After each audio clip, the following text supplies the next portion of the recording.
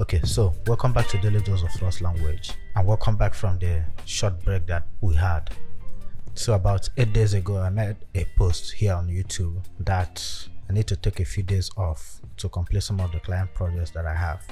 Okay, so while I do these videos, I do have some time to do personal projects, but it still takes me a lot of time. So I had to take that time to take care of a few things. So let's dive right into it. In the previous video, we talked hugely about the match expression, the many patterns you can use with it, and we gave a lot of examples. You can check out that video in the card. And as I explained, it was in preparation for where we are matching to, which is unit testing in Rust. And part of it will be understanding macros, which is what we are going to treat today and then in the next video as well. Now, as I explained in that video, understanding match expression is very important. So when you deal with macros, a knowledge of the match expression will be very helpful.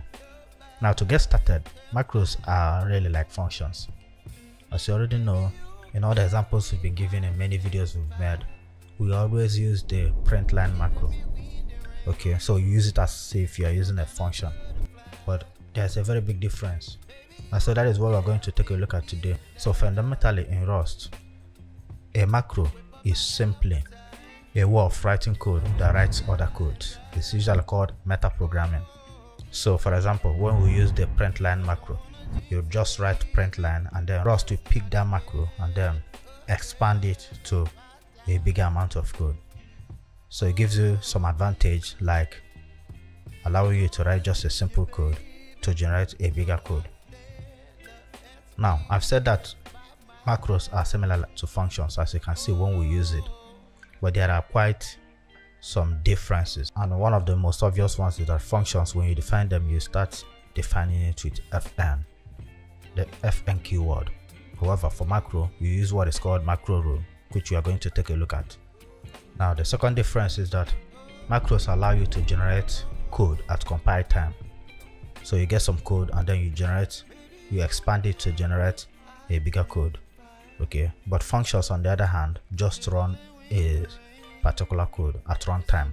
Now, another noticeable difference is that with macros, you can define your macro in such a way that you can call it with unlimited number of arguments. But for functions, you will only call a function with the amount of parameter it defines. And then lastly, to be frank, macros are harder to use than functions. For a function, all you have to do is to define it and then you start using it. But macro, as we are going to see in this video, is quite different. Now, let's get right into it.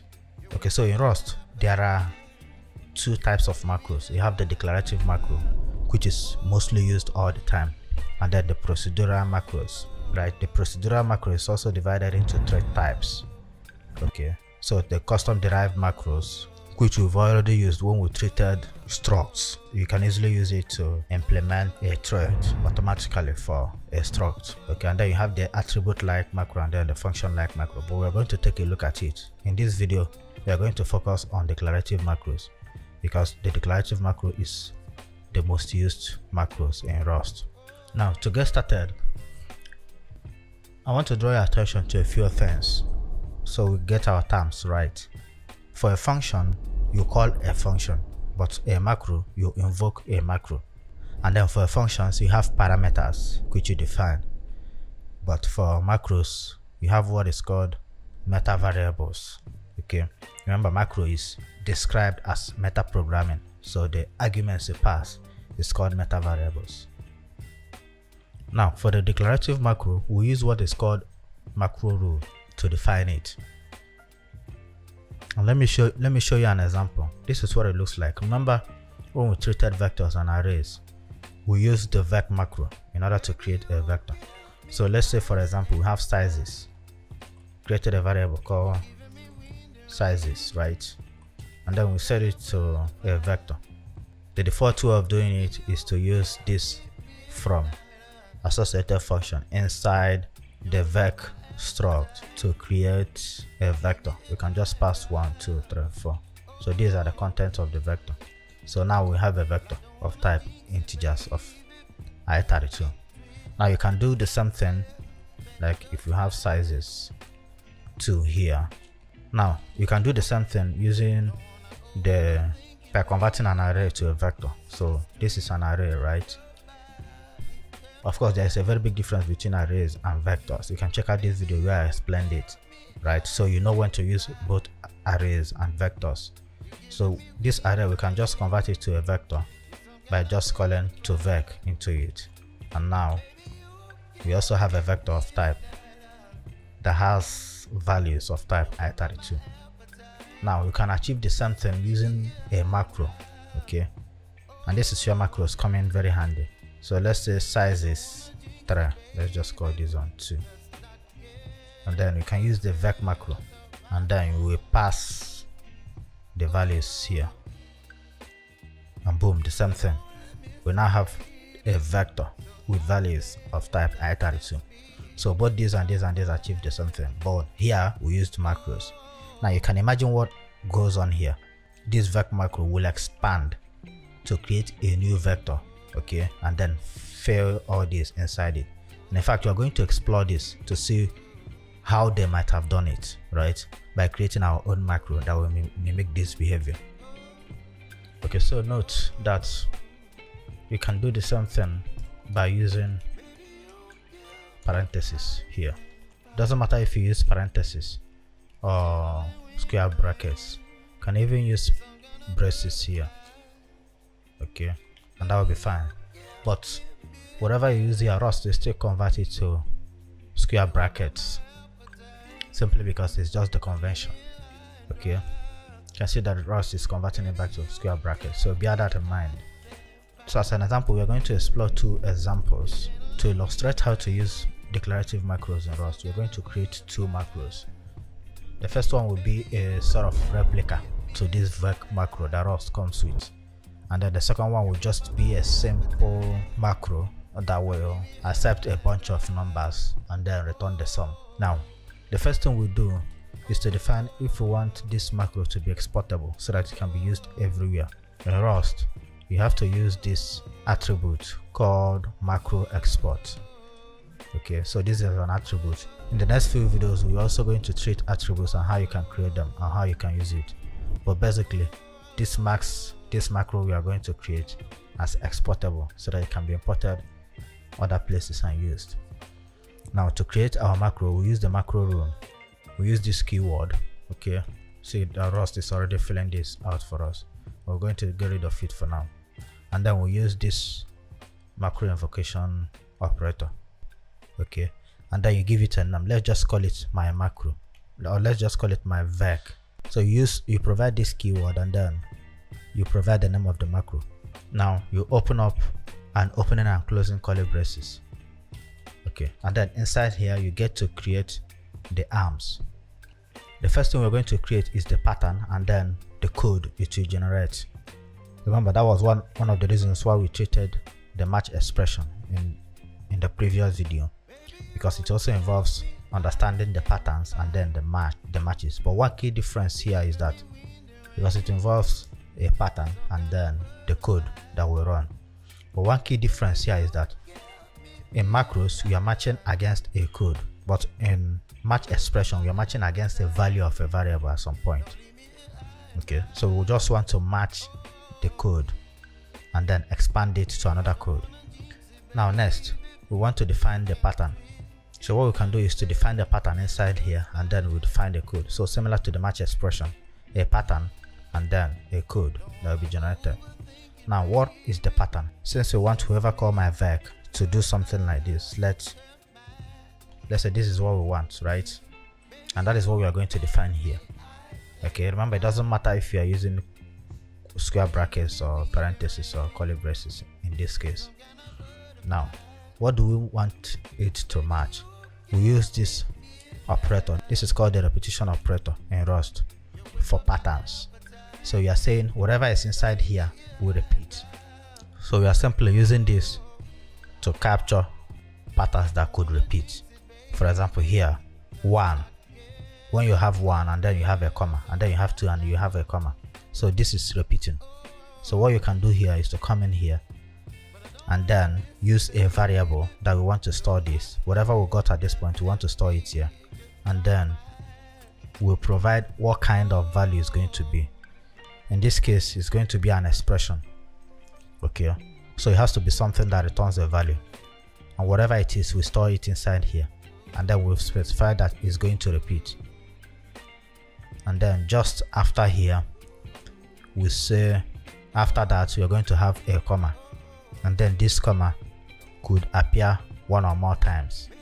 Now if you know regular expression, this will make more sense to you. Okay, for example, when you see this asterisk in regular expression, it usually means that something, whatever you are seeing before here, is going to repeat 0 or more times, and that's exactly what we are doing here.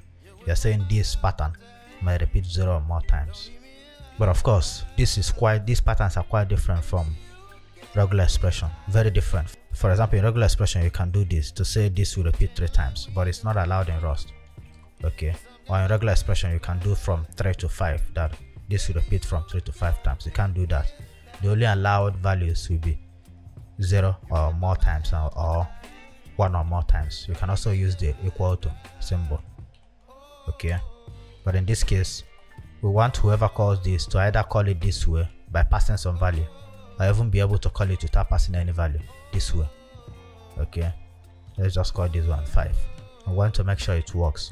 So what we can then do here is to say this will appear 1 or 0 or more times. Okay, so what do we want to expand? What exactly do we want to generate? Well, we have to define it inside this group. And the first thing we have to do is to create a vector. So we can just call it new vec, and then we use the vec struct and then create a new empty vector. It has to be empty so that we can then pass all the meta variables and push it inside this vector. Now here we can now use the repetition operator again, which is this, to signify that this might repeat, and then repeat how many times. It might repeat 1 or more times using this asterisk again. And all we have to do is to access new vec, and then we push the value x inside it. Now pay attention, of course we have to make this mutable so that we can modify it. Now pay attention here. This variable name, we have to use $, and this is what you do inside macros. If you want to create a variable inside macro, you have to use a $sign before it, just like in PHP. Okay, and it's quite different from a normal variable like these ones right here, because these ones you can only use it inside here, and that is why we're able to use it here in order to push this value right here, and then later on we want to return the new vector. Okay, so by simply doing this, you can see that here that we called my vector, we are now able to create a vector of size i32. But of course Rust is still complaining in this one, for this one, and that's understandable because it has no idea what kind of value we want to create here. Here it could figure out that we are creating a vector of type i32 by inferring that from the values you are passing. So here we have to explicitly declare the type we are passing. You can say it's also going to be i32.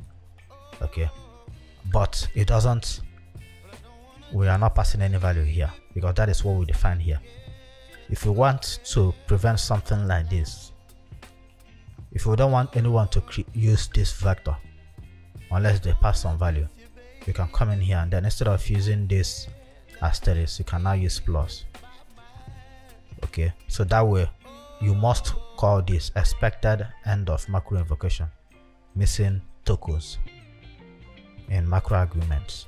So this will require us, whoever is invoking this macro, to pass some values to it. So this is where these symbols come in. So we want someone to be able to create an empty vector with this, therefore we are using this asterisk. So a quick recap, we use this macro rules to create a declarative macros. This is a declarative macro, and then we made it exportable so that anyone can import it other places and use it, and then we give it a name after using this macro rule operator to signify that we are creating a declarative macro. And then inside here we have one arm inside here. You can even create more arms, okay? And in fact, in the formal declaration of this vector that Rust comes with, they have more than one pattern inside it, and they did more things. So it's not just about creating a vector and then pushing values into it. They were also assigning memory, creating memory that the values will be stored in. So this is just like a demonstration. Okay, so you give it a name, and then inside here you have this pattern, and then the code you want this to expand. So at the end of the day, what Rust will do, like for this particular code, Rust will generate a new code that will look this way. So Rust will generate a code that will look this way, okay? And that is the beauty of macros. You write a very simple code, and Rust will expand it at compile time to a bigger code, okay? And that is exactly what we did here. Whenever this pattern matches, by using this repetition operator, by saying this could repeat many times, 0 or more times, and then this will store the value inside X, so we can use it here in order to push inside the vector. And then we use this colon and specify that each value passed must be an expression. Now in the next video we are going to explore more of these patterns, just like we did for match expressions, because you could use other things. You can say that this will be a statement instead of an expression, right? And then it will force whoever is using this function to pass a statement. But of course, a statement will not hold any value, and that is why you cannot push it inside here. You can also use identifiers as well. Identifiers are like functions, okay? And that is why it's pointing this out, because this is an expression and not an identifier. You can even use stuff like lifetimes and so on, which we are going to explore in the other video. But for now, we are just saying this will have to be an expression, okay? And so each value passed here will be an expression, and then after that will be followed by a comma, but we might have 0 or more of these, and that is what this asterisk has defined. And then inside here we'll define the code that Rust will generate. Now pay attention that Rust will generate this only once, because it's not inside this repetition operator. Whatever is inside this repetition operator will have to be generated multiple times according to what was matched. So when we use this my vector macro, we pass 5 values. Therefore this will be run 5 times, because Rust will detect that we had 5 of them, and then this repetition operator will push these values 5 times inside here, and then right here we are returning the values. So this is what it looks like to use macros. Now quickly let's have another example. This will be a very simple macro, okay? We use macro export to make it exportable, and then we use the macro rules, okay? And then inside here we'll call it my sum. Let's just say this macro will sum values passed to it, okay? So now let's define the pattern that we want to match. We use the repetition operator so that anyone can pass more of it, and then after that we could have a comma and then have more of them, and want the user to pass integers, so it's going to be expressions. This will also allow us to pass floats. By the way, you can see that we could do that here. Let's say 42, we could pass floats instead this way, and that is why it's beautiful to use expression or identifier. You see, it's now a vector that contains floating point values, and that's exactly what we are going to do here again. We say whatever we got to store into X, or you can call it A, whatever. Let's just call it A, and then everything passed must be an expression. Okay, now we have our pattern, but what code do we want to expand it to? Well, we want to multiply all the values that we are passed. So what we can do is to create a variable that will hold the result. Let's say results, or let's just call it sum, okay? But we'll make it mutable, and then we say sum, and then we assign it to maybe 0, and then later on we return the sum. Then in here, using the repetition operator, we want to repeat many times, okay, but it could be 1 or 0 times. And then here what we want to do is to access sum, okay, and then we add the value that we stored inside A here, okay. The value that we stored inside A, we continue to add them here, and then we return the value later on. Now let's see if that will work. Let's say we have a bunch of values that we want to add. Could use this one, or we already have this, right? Let's just use it. Let's say we say sum, and we'll call my sum, and then we'll pass these values, and let's print that to the terminal. And you see we are using this print line macro here. You can just say sum is equal to something, and then here we'll use it. And then let's run the code.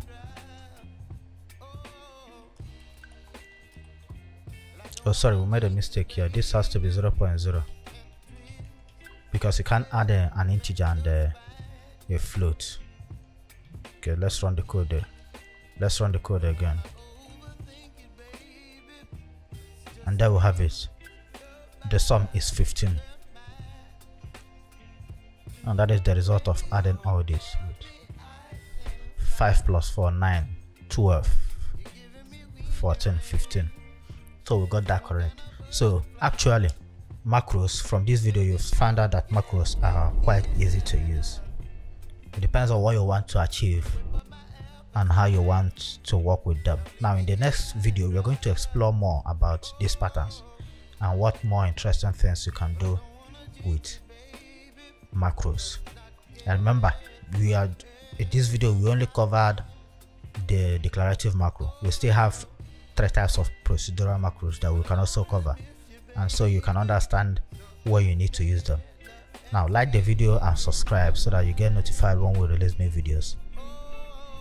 Thanks for watching.